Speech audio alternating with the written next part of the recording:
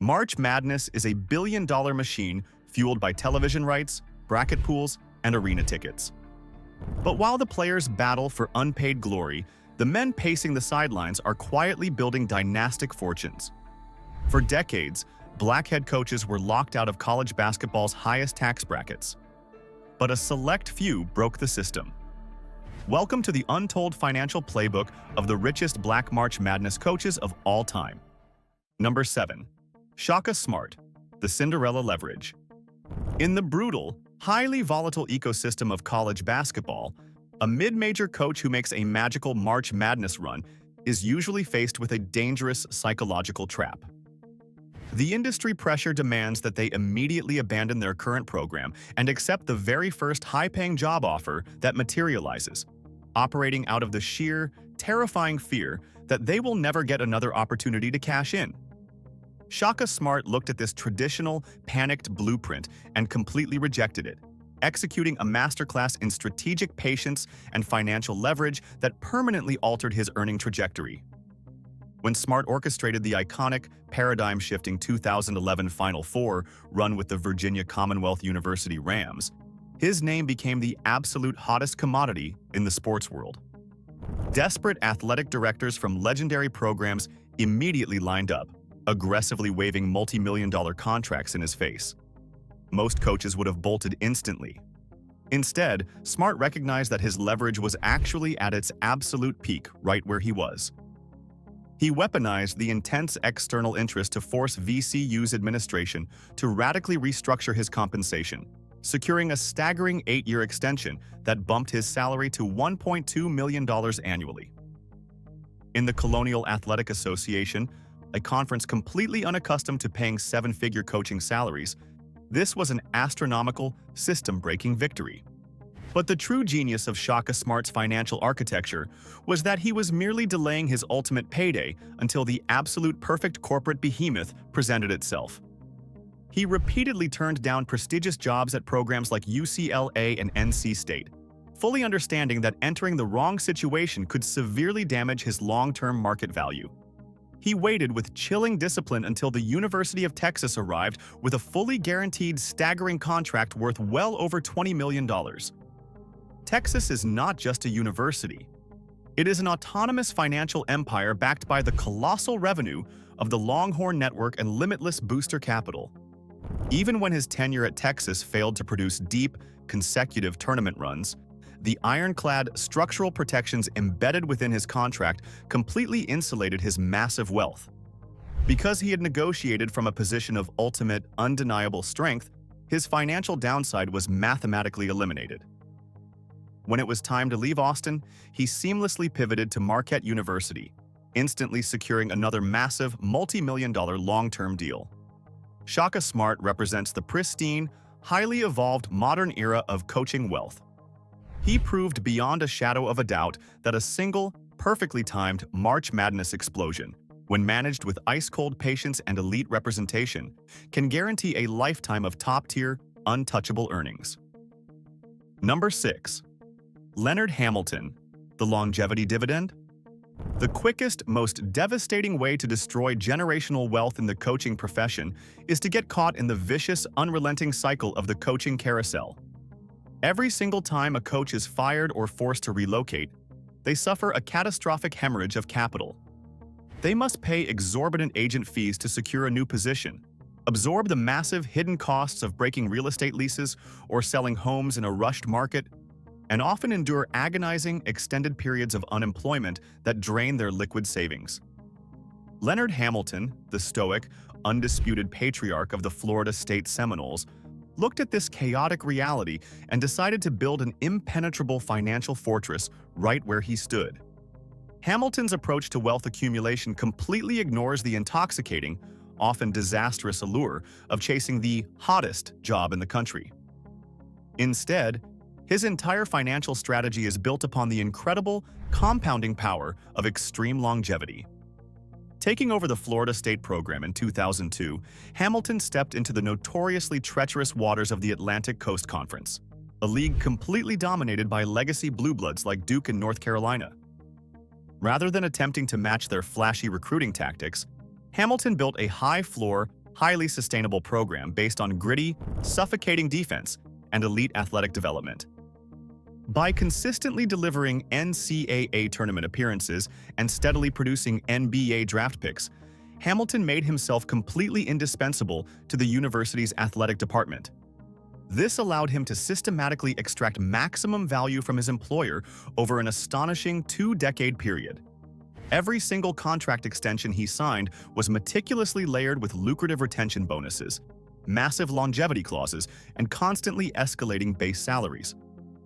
Because he never allowed himself to be placed on the dreaded hot seat, he completely avoided the devastating carousel tax that bankrupts so many of his peers.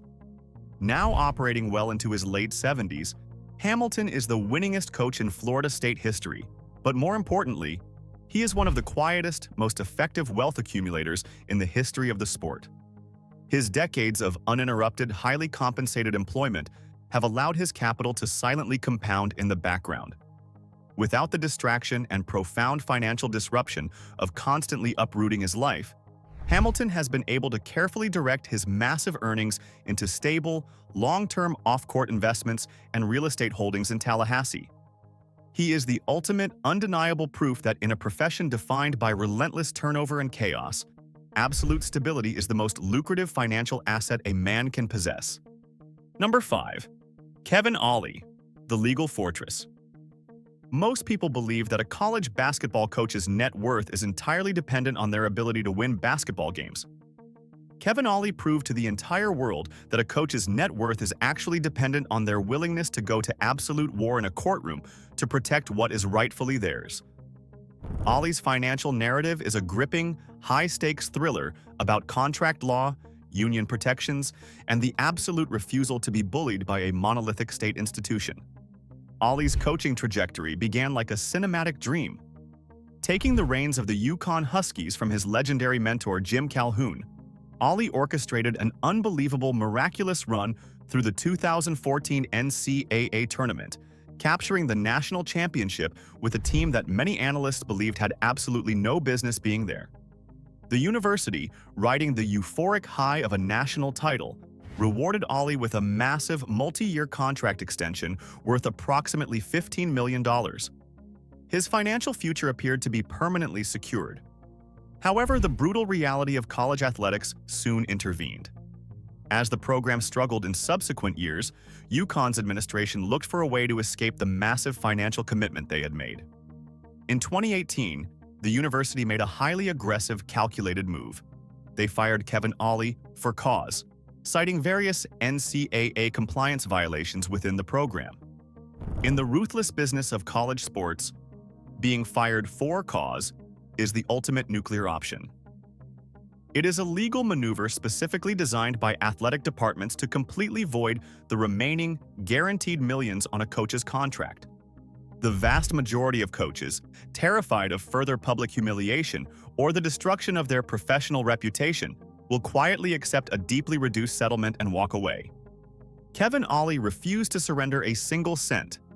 He recognized that the for-cause designation was a highly subjective, weaponized legal tactic, and he decided to fight the University of Connecticut with everything he had. Utilizing the powerful protections afforded by his university professors' union, Ollie took UConn to binding arbitration.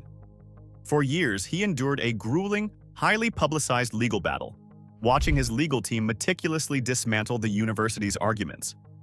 The strategy paid off in a historic precedent-setting victory. The arbitrator ruled definitively in Ollie's favor, declaring that UConn had illegally terminated his employment. The university was legally forced to pay Ollie a staggering $11.1 million settlement, representing the entirety of his remaining guaranteed salary. When you combine this monumental legal victory with the estimated $18 million he earned during his incredibly durable 13-year career as a player in the NBA, Ollie's financial fortress is absolutely unassailable.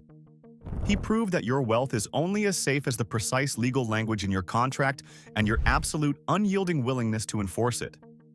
Number 4. Nolan Richardson, the brand equity architect. To understand the immense, trailblazing wealth of Nolan Richardson, you must understand that he did not simply coach a basketball team. He engineered a highly lucrative, trademarkable intellectual property. When Richardson took over the Arkansas Razorbacks, the landscape of college basketball was largely defined by rigid, slow-paced, deeply conservative tactical systems. Richardson completely shattered this paradigm by unleashing 40 minutes of hell. This was not just a defensive strategy. It was a brilliantly chaotic, full-court pressing system that maximized athletic efficiency and converted defensive turnovers directly into explosive, highly entertaining television. 40 Minutes of Hell became a phenomenal, undeniable brand. It drove astronomical apparel sales, shattered local television ratings, and culminated in the glorious 1994 national championship. Richardson had single-handedly transformed the University of Arkansas into a national, highly profitable cultural phenomenon. But Richardson's true financial legacy lies in his fierce, unapologetic demand for economic parity. Operating in the Deep South, Richardson was acutely, painfully aware of the systemic, historical pay disparities that existed between black head coaches and their white counterparts. He refused to accept the standard, deeply compromised compensation packages typically offered to minority coaches of his era. He openly, aggressively challenged the university's administration, demanding that his salary accurately reflect the colossal, multi-million-dollar revenue he was generating for the athletic department.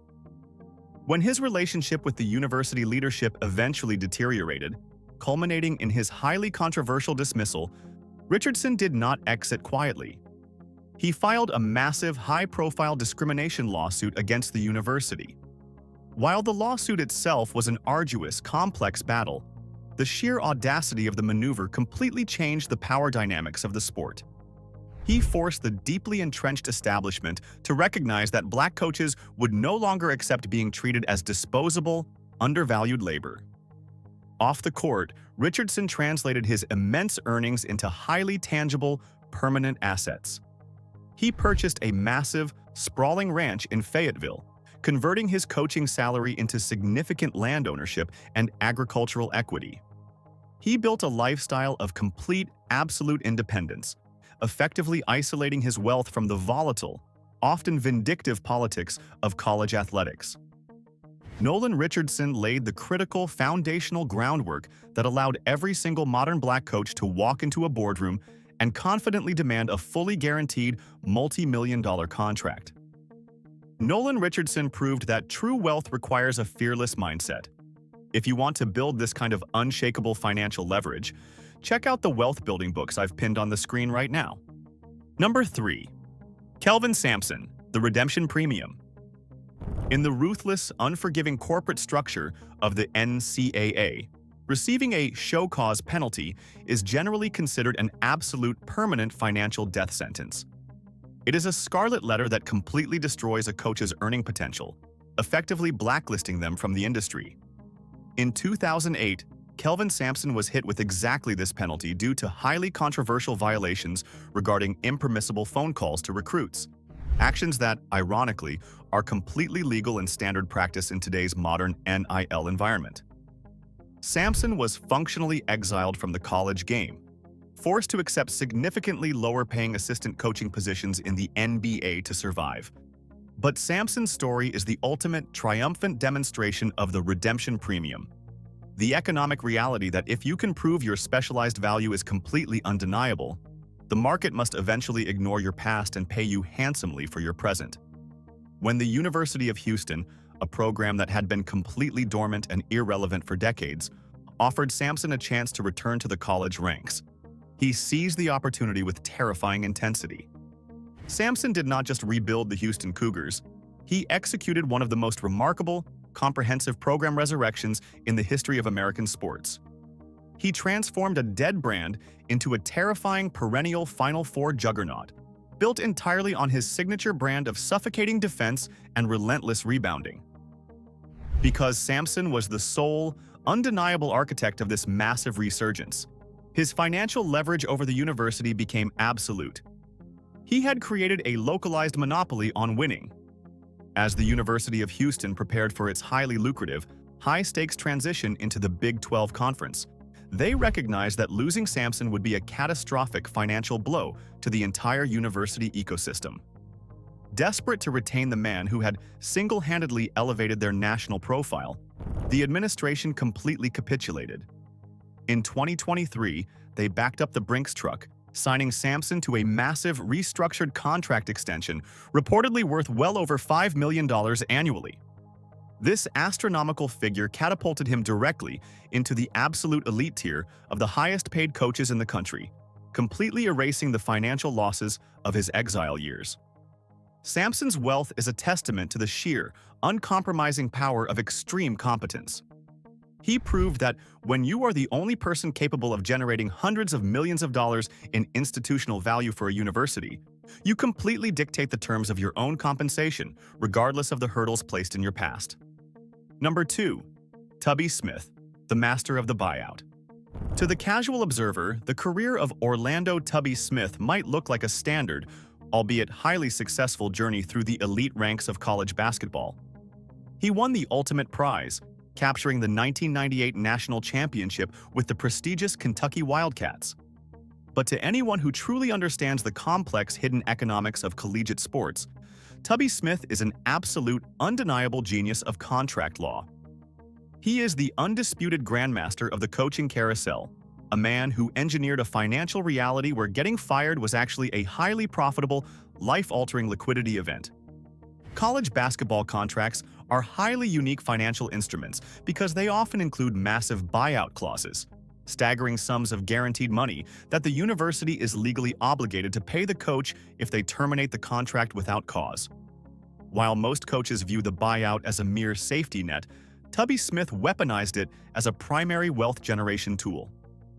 Following his incredibly successful pressure cooker tenure at Kentucky, Smith voluntarily departed to accept a massive multi-million-dollar contract to rebuild the University of Minnesota. When Minnesota's administration eventually decided to move in a different direction, they didn't just let him go. They were legally forced to hand him a massive $2.5 million buyout check. Smith didn't miss a beat. He immediately leveraged his pristine resume to secure another highly lucrative multi-million-dollar deal at Texas Tech. After stabilizing that program, he executed the exact same maneuver, leaping to the University of Memphis for an even larger contract. And when Memphis hastily decided to terminate his employment, they were legally required to pay him a staggering $3.2 million buyout. The sheer financial brilliance of this strategy lies in the specific, meticulous contract language surrounding offset clauses.